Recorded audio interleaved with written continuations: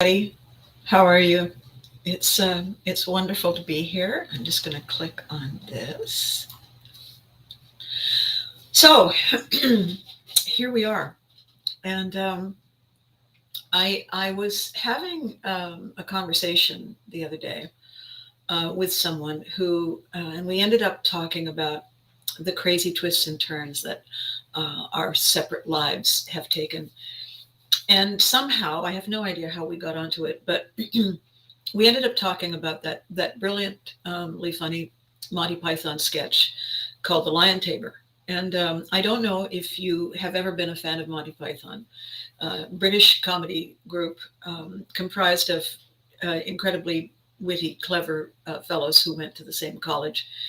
And actually, some of them were swimming in the same waters as Roger Price from You Can't Do That on Television. So if that gives you any indication, if you're not familiar with Monty Python, there's a level of madness there that is delicious. Anyway, the Monty Python sketch involves a man who comes into a guidance counselor, a career counselor, to get some advice and get some help and support, really. He's an accountant and he's a meek little man. And Michael Palin. And the counselor, the career counselor, is John Cleese. And the accountant, he says, "Well, how could I help you?" And the accountant says, I want to be a lion tamer. And, one look at him, it's impossible that this man could ever go there. And as the conversation progresses, Cleese' character realizes that this poor, unfortunate man has mistaken an anteater for a lion. And he shows him pictures.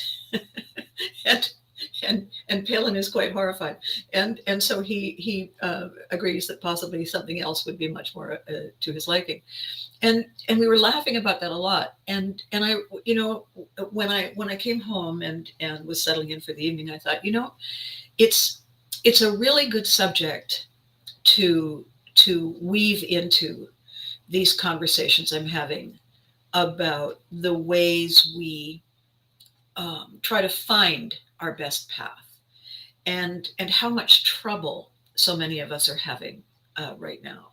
And good morning, Eric. How lovely to see you. Thank you. Um, and by the way, if you're watching, comment, because I can see some of the posts coming up, and I can, if I can't actually type a reply to you, I can talk to you on camera. I have that power.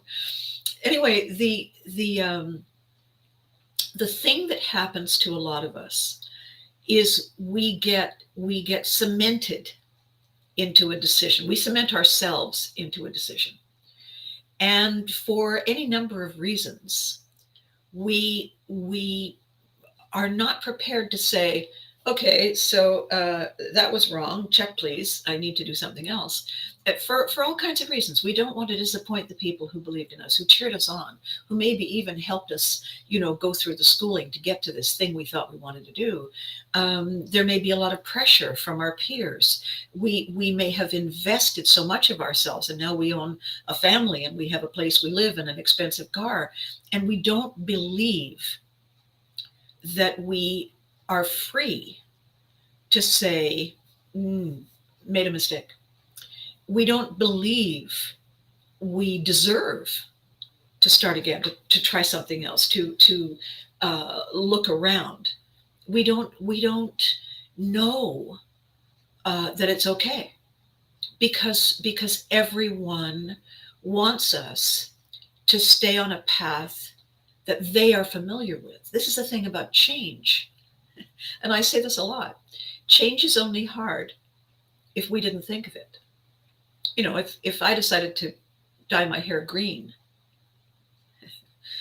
I've never gone that far, but if I decided to dye my hair green, I wouldn't be surprised when I did it, unless, of course, I woke up in the middle of the night to go to the bathroom and turn the light on. Oh, but everybody else would be horrified or surprised or delighted, depending on what kind of person they are and how they embrace change. And yes, slime green. Can you imagine? Can you imagine my hair slime green? So the idea that we would live our lives in bitter disappointment just so that we didn't disappoint others, just so that it wasn't embarrassing to backtrack and retrace our steps, just so that we went with the flow, uh, because we've decided to buy into suck it up, buttercup, uh, because we've bought into, oh, and what's your new idea now? How many new ideas is this? All the things that people say, or the things we believe they're thinking, um, at the end of the day, they're irrelevant. And it's not because we don't care. A lot of the time we care too much. The reason they're irrelevant is because they're not standing in our shoes. They're not lacing our shoes up every morning. They're not walking our path. They have their own path. And if we ask what they think, they may not be really paying attention. They may not be listening to the reason why we're asking their opinion. They'll just give it from their point of view, looking at life through their filters. A lot of them won't think, I wonder why they're asking me that. I wonder what's up. I wonder what happened when they woke up and said, I made a mistake. There are people who say there are no mistakes. Sure there are. And I can list several of them. Lessons? Oh yeah. Is that a good thing? Sure. Sure, I'm a better person for it. There were mistakes. And so we get to choose ultimately. One of the things that happened in the middle of my conversation with this fabulous friend, I was explaining pivotry. And she said, what's the difference between a pivot and this pivotry thing? And I said, well, to my way of thinking, pivotry is our idea. A pivot is usually driven by someone else. And I said, you could look at a pivot as an exercise in pretzelizing. She said, in what? And I said, pretzelizing, pretzeling. You know, a pretzel? We twist ourselves, we flip on a dime and chase madly after the thing that we're told we need to chase, to do more and be more in order to get more, when none of that is true. We don't have to do more and be more. We already are. We are all the thing and always have been. And she said, well, if we're all the thing, why are we struggling? And I said, well, because we don't know where the tools are. We don't know where the instruction booklet is. Everything that we do in order to survive is a thing that happens without a thinking process. It's a knee jerk. You know, the guy in the doctor's office hits you with a hammer in your leg thing. That's a knee jerk autonomic response. When we see a large scary thing that growls, we either run madly, or it's flight or fight. And if we fight, we grow ourselves big, we puff ourselves up and say, rah, back. And whatever that was that growled at us either says, oh, good, bring it, or yikes, and they go away. Those are very, very fundamental survival things that we don't think about. We don't think about the fact that based on what we see as a threat or a welcome, we automatically shift ourselves. We transform ourselves. We become the chameleon that blends. The color we become, it reflects our mood. We do all of that ourselves, and it ultimately learned behavior. We learn it very early, otherwise we wouldn't be here. And she said, tell me more about this. And I said, the survival instinct is just that. It is our need to keep walking here. It doesn't mean that we come equipped with the tools to improve on it. It means that it's an instinct. When you watch all those nature shows, and I've said this before, when you watch all those nature shows, You see the mother lion going out, rolling her eyes, picking up the cub that keeps wandering out saying, "Hi, want to be my friend?" and grabs the cub, brings it back to the safe space. You see the bear doing the same with the cub. Oh, geez, bring it back. No picnic baskets for you. It is learned behavior, the same way we learn to tie our shoes and navigate stairs and get most of the food onto the fork, off the plate, and into the mouth after much practice, after many, many, many days, weeks, months, and years for some of us, having a lot of the food landing on the lap or on the thing, which is why they invented napkins and bibs. And so all of our process of learning and growing and taking the shape of our safest container in order to survive is entry level. What you and I deserve to do, have the skills, the mental skills, the self-awareness to do is survive. However, also thrive. Thrive. Move from that to this. Move from to this. We have the right to love the choices we made. We have the right, the freedom to say, that was a mistake. How could we know it was going to be a mistake if we didn't dip our toe in the water in the first place? A very brave and determined guy who has become a friend, who is one of my interview subjects on the Pivotry Project. His whole life, his dream was radio. Not just radio, but a certain kind of radio, presenting himself as a certain kind of radio personality. And everywhere he went, people were saying, well, nobody does that anymore. That's not going to sell. Our advertisers won't buy into that. It's all about the advertising dollars. You need to conform. You need to fit in. You need to take your dream and take a picture of it and put it on the wall and suck it up and live the way all of us do. and this friend of mine said, "What, you mean miserable?" And he said, "I don't believe you. And if I can't do what I want to do on your platform, on your terms, I'm going to build my own platform. I'm going to create my own box.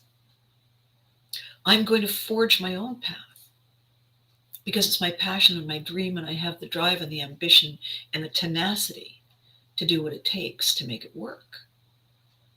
And it was a really uphill battle. A lot of people laughed. It's not going to work. And you know what? Bit by bit, all on his own, using his imagination and creativity and technical versatility, which he has had to learn and acquire, it's working. Does he have bad days? Oh, of course he has bad days. My God, don't we all have bad days? But at the end of the day, he says, I got a fresh day tomorrow. Let's see what we can do with that. And he loves his work. Yesterday was history. Tomorrow is a mystery. Today is a gift, and that's why it's the present. Absolutely. Thank you, Eric. Everything that we knew, we bring with us to build what is, so that we can sail into the future, what can be. You know, the story of the Vikings, the exodus of the Vikings, is an example of just that. In the time of the Vikings, which was really only about 250 years, everybody, instead of going to the cottage, they plant their crops, and then they get in their boats and they go and raid other countries. And everybody was off raiding other countries, which is why they succeeded so much of the time. The warriors weren't home, they were raiding. And so, you know, can you imagine the people who stayed home? Oh, geez. Here we go. Yeah, here's the gold. Here's the cow. Thanks. See it. Yeah, please don't burn down the house again. And everything was continuing as as things do, until along came a man with a hunger and an appetite and a drive to be the king of all he surveyed. And so he went around to all the rich landowners and said, you have two choices. I can kill you because I have an army, and take all your land and all your possessions and rule.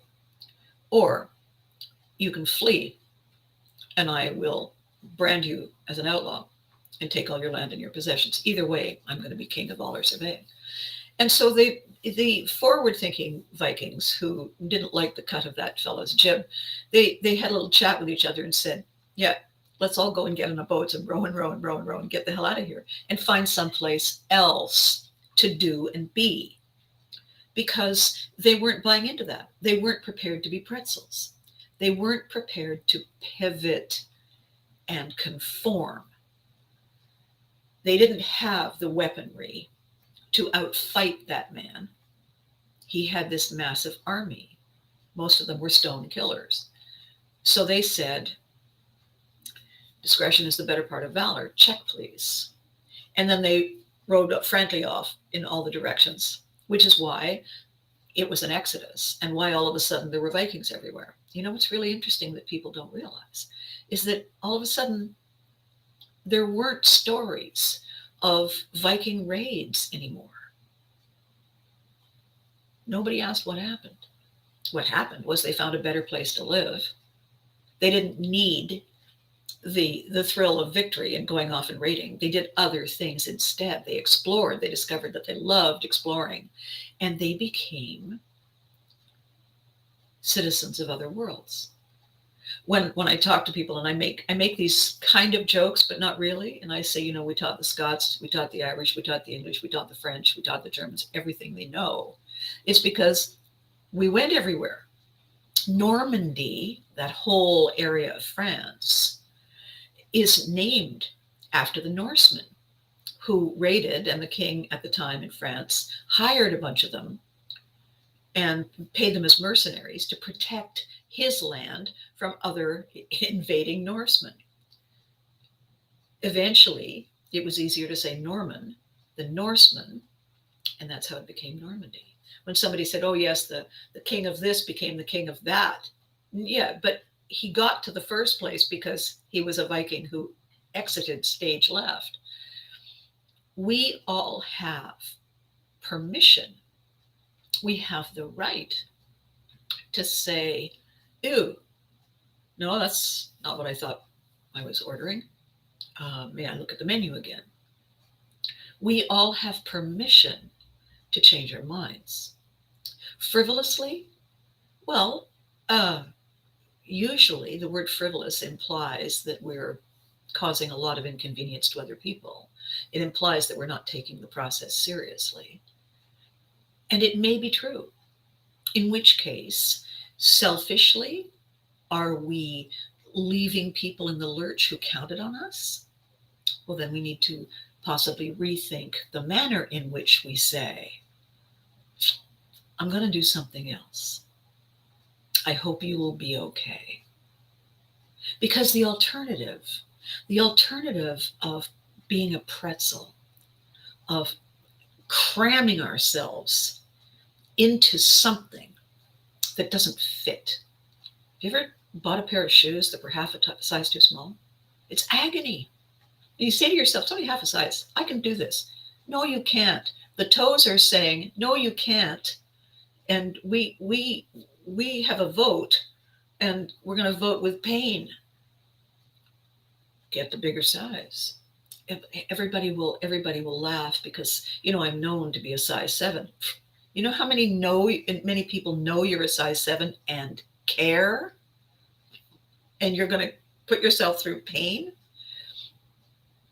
People who say, everybody in my family has been, people like us do it like this. Okay. People like us do it this way. They're not you. They're like you. You may all have the same last name.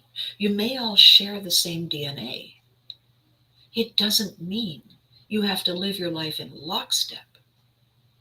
and be miserable. Because at the end of the day, you have to find joy.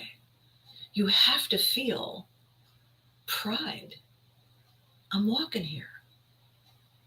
The Monty Python sketch. Can you imagine if the counselor didn't care and said, yes, right, well, go and attend this appointment. I'll call ahead, you're hired. And the fellow shows up. And the lions are all saying, how you doing? Can you imagine?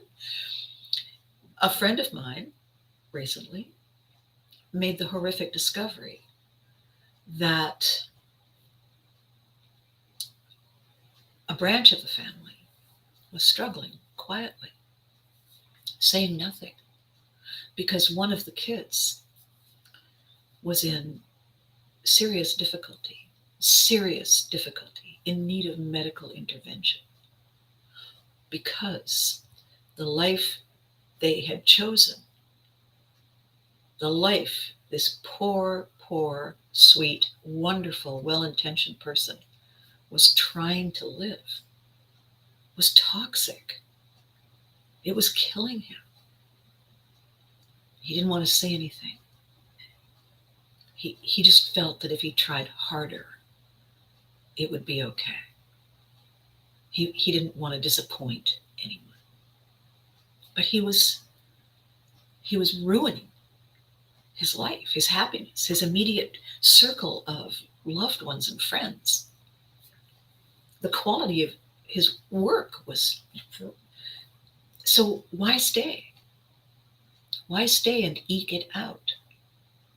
Why not live to fight another day? Why not change? You know, when I did You Can't Have It on Television and the Care Bears,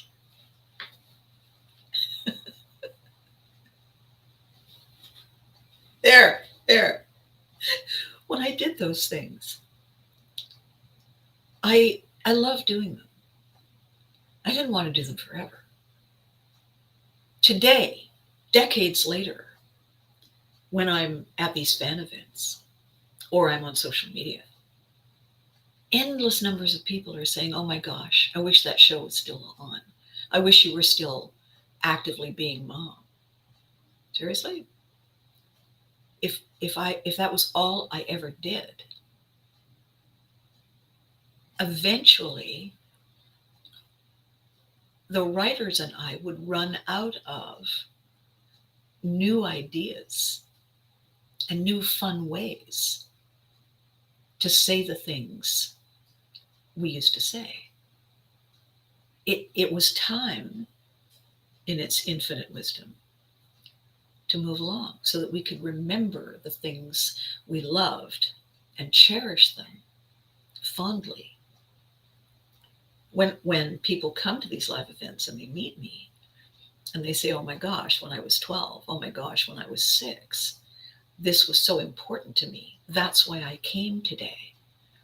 So they didn't come to the event to meet mom and sit down on the prevert sofa or at the dining room table for mom to bring in liver and lima beans. They came to meet me and share their memories with me. And sometimes when I have enough time and they say, so what do you do now? Well, I'm a this, I'm a that. And I bring our story, our connection to each other. They're feeling that I somehow represent compassion and forgiveness and inclusion, either as a Care Bear or as mom, not maybe as the librarian or Eleanor Tweed, but and so they want to know me. They want my approval, or they just want to hang out. They're not really hanging out with mom. I have her there, and she's always in the booth with me. And I have mom stuff, and I have Care Bear stuff, and that's in the booth with me. So we can use those as talking points. Good morning, Charles. Shh, you're sneaking me in your brain. Shh, don't say anything. What we want to do is be who we really want to be. That's what we want to do. That's what we need to do. Why? Because if we can be who we really want to be, who we know we are, we do it brilliantly, and everyone benefits. And this whole concept of pivotry is a series of ideas and information and aha moments and instructions on how we shift, where our tools are, how we know who to go and get to present to the world in each moment, how we bring up from our memory banks the version of us that gives us the tools and the power to own our moment. And the reason I'm so passionate about this is because I see so many people so unhappy, so wistful, so exhausted, so disappointed, so disengaged, because life isn't turning out how they thought it would. And they don't think that they have the freedom or the power or the ability to do anything about it. They're locked into a story that might have been true once upon a day, and they have no idea how they're supposed to walk away, if they're allowed to walk away. When they come to my booth, when you come to my booth, when you engage with me, my whole goal when I channel my Viking ancestors is to bring forth the quality in me that is a navigator. First, it's to help me chart my course, to find my way through the tricky waters. But if you join me, if you're in the boat and you don't think it's a cruise and you're prepared to do the work it takes to make the boat move forward, I'm obviously going to help you navigate your path, aren't I? I'm obviously with you on this journey. And, when I was talking to my friend the other day, and I said, it suddenly occurred to me that I've had two paths in my life that have uniquely fitted me to do this. The first one was as a military child, because every time we move to a new place, I have the opportunity to be completely new. Which part of me do I bring forward to be new? Because I can't reinvent from whole cloth. I have to use something I already know how to do. So what do? I look around and I see what the prevailing winds are, and I choose that quality in me that's best suited to navigate that quickly, efficiently, because I have no idea how long we're going to be here. I don't got time to build the boat from scratch, find the tallest tree. I have to cut to the chase on this. The other is show business. When people pay you to not show up as you, but to show up as the character they've offered to you, do you do it? Well, do you want to be paid? Do you want to be called back again? Do you want to have a career? Or do you want to be a rebel and sit at home after that? Because they say, okay, thanks. We asked you for this. You gave us that. Sucks to be you. Next. Because there's always a next person waiting in the wings. When they say to me, we'd like you to come and reprise Mom. Can you do a little bit of Mom for us? Sure. Can you do Shirley Valentine? Absolutely. Can you do Dorothy Parker? Of course. I can do all of the people I've been. Can I do the little girl I used to be? Yes. Can I do the person who's new in town? Absolutely. Can I be the concerned and compassionate friend who is helping a very sick friend, very ill friend, navigate their treachery, the path that has proven to be terrible and scary? Well, of course I can. Does that mean that I set aside the other parts of me? Temporarily, sure. But I know where they are. And I can go and get them anytime. And because I know how to do this, like breathing, I was confused a lot of the time during the whole COVID pandemic because it startled me, it surprised me, it puzzled me that people were having such a hard time coping. It's not rocket science. And then I realized, well, it is rocket science if you have no idea what you're doing, if you have no idea that you're even capable, that you have tools, that you have training. It's insurmountable then. And part of the trauma we're all dealing with, the exhaustion we're all carrying and wearing, is that during the pandemic, during lockdown, when all the rules changed, for we don't know how long, you know what happened? We did not have the freedom or the power to fight it or flee it. We did not have the resources to freeze, hide. All we had was comply. There was no door number 2. Certainly there was door number 3, somewhere out in the wings, but not anywhere that we could see. And for the first time in our lives, we discovered how unpleasant, how scary, how exhausting it is when we only have one option. When the limits were lifted, people who typically choose fight or flight rebounded on steroids.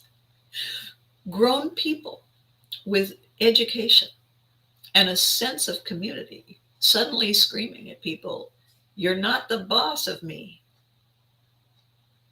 Okay. People who said, "I quit. If I can't work from home, I'll do something else."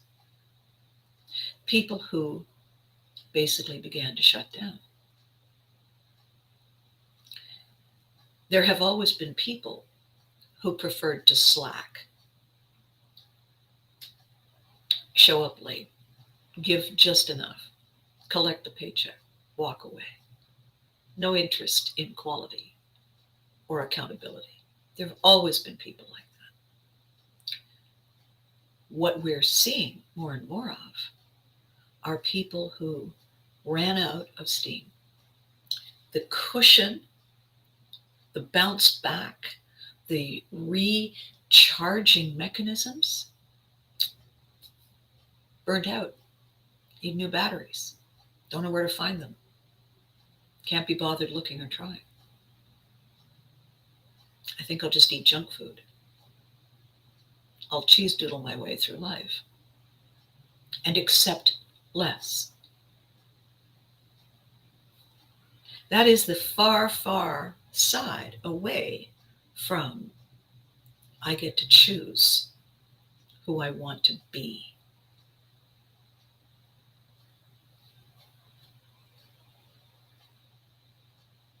And the only reason we choose that instead of this is we've lost our appetite for the joy and the wonder of freedom.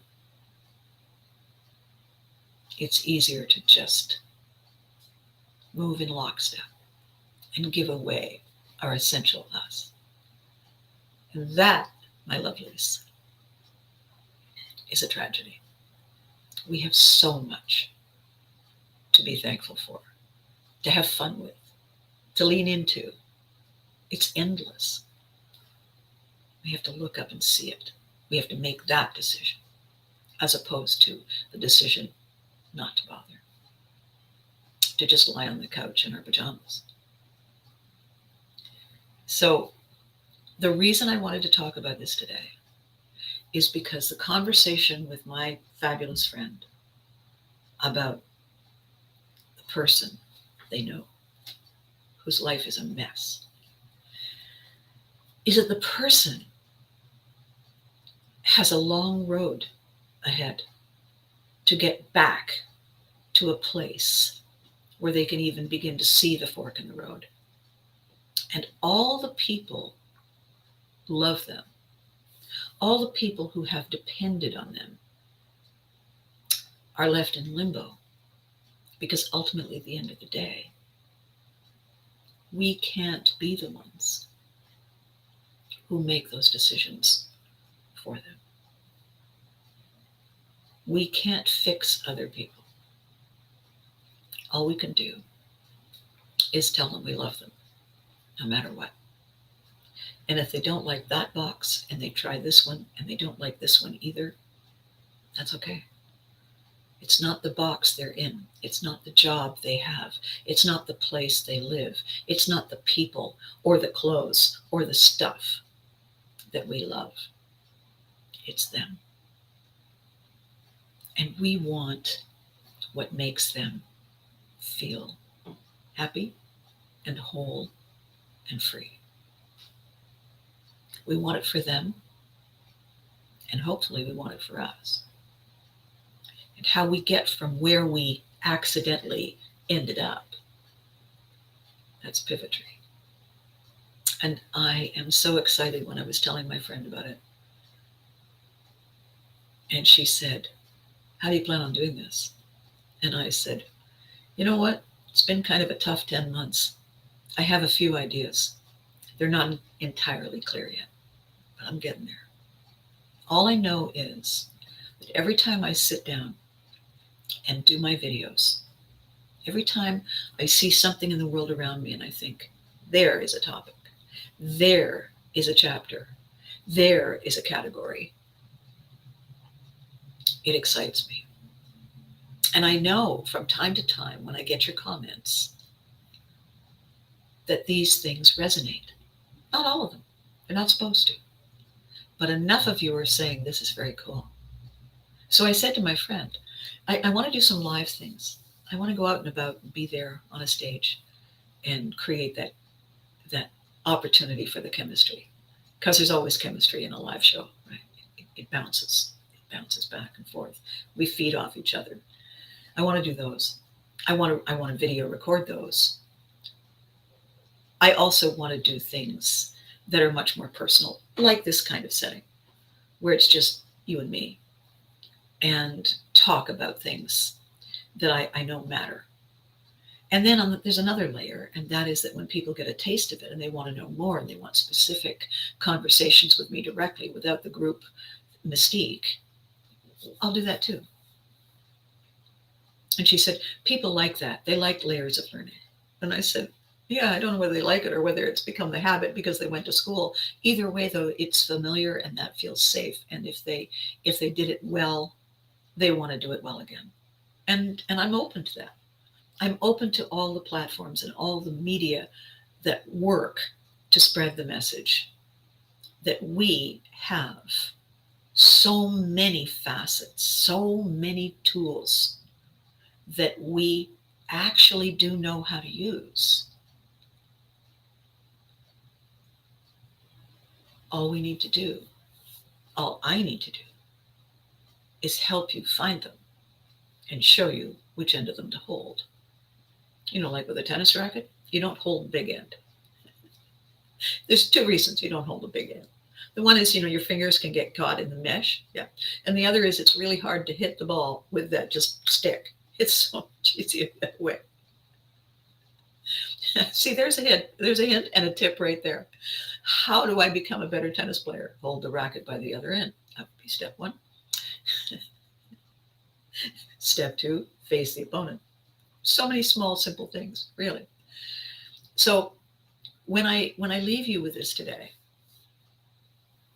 I what I'm doing in the next few days is I am prepping and planning to host the celebration of life for my amazing, wonderful friend. And I have an opportunity to do it my way. And my way is to make it inclusive, unforgettable, full of wonder. Fun? Yeah, I think so. Getting together with people who haven't seen each other. Getting together with people and hearing stories you hadn't heard before. Remember whens.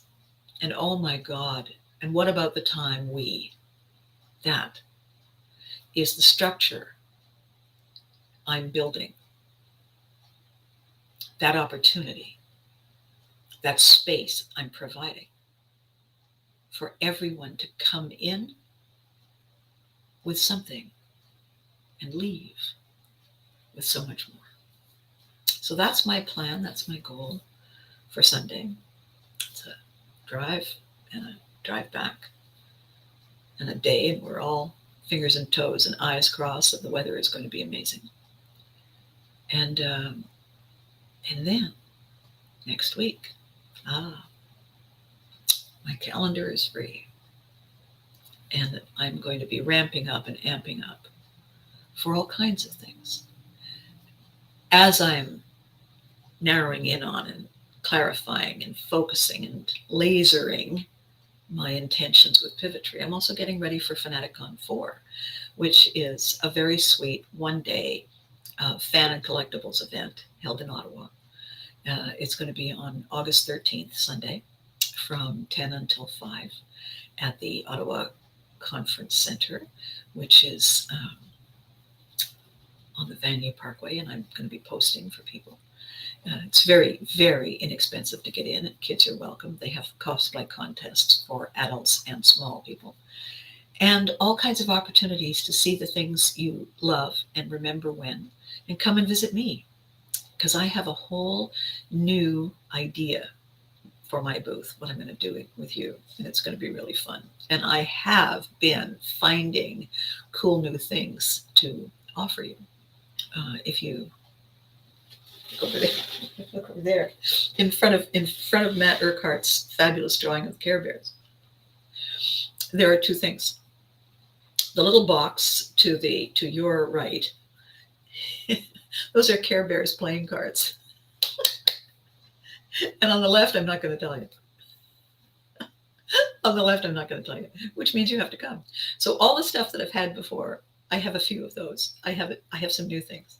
I have some new surprise things, and I have some surprise things for the You Can't Do That on Television fans. They're going to make you say, oh my God, have you seen this? It's going to be a lot of fun.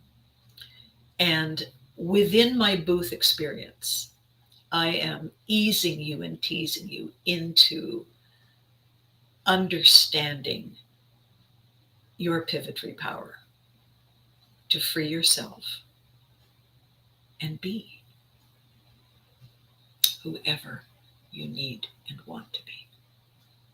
So that's going to be my agenda, slowly gearing up after this Sunday. So until I talk to you next Tuesday,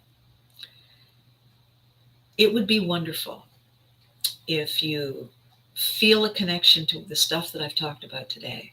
If you know someone who is struggling with who they thought they wanted to be, let me know. I'm not going to embarrass you. I'm not going to reach out to them and say, so John says, I'm not going to do that. But sometimes sharing it.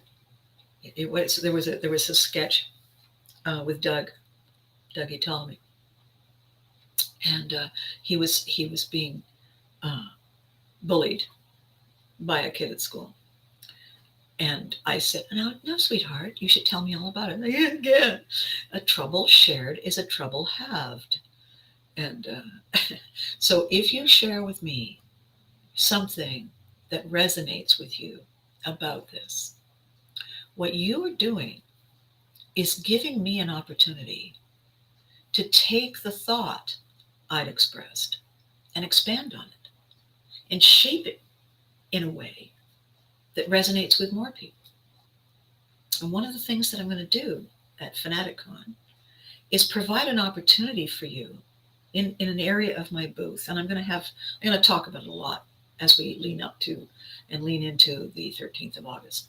But I'm going to choose a time and pick a spot within my booth to have a kind of Q&A, to give you the opportunity to ask me the questions directly.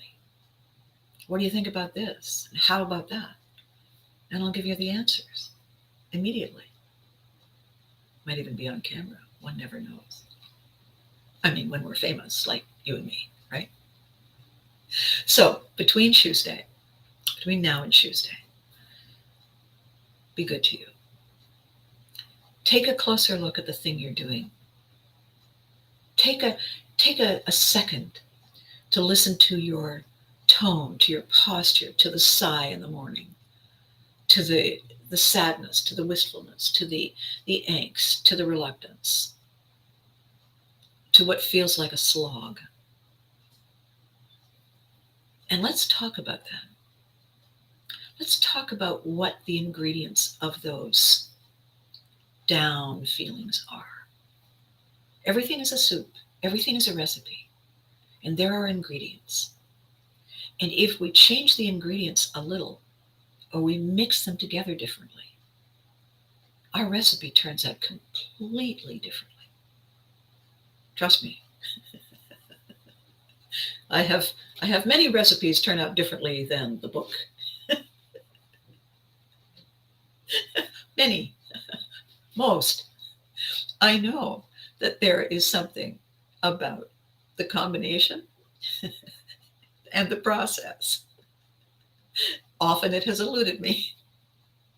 But in life, I'm working on my Pivot Mastery PhD. There, I can help you find the way to be. And I can't wait. So be good to you. You deserve it.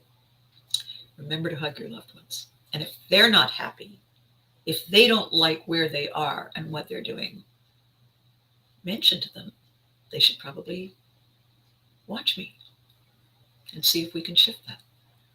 All right? Thank you so much for watching. Thank you for being part of this journey with me. It means everything. Bye for now.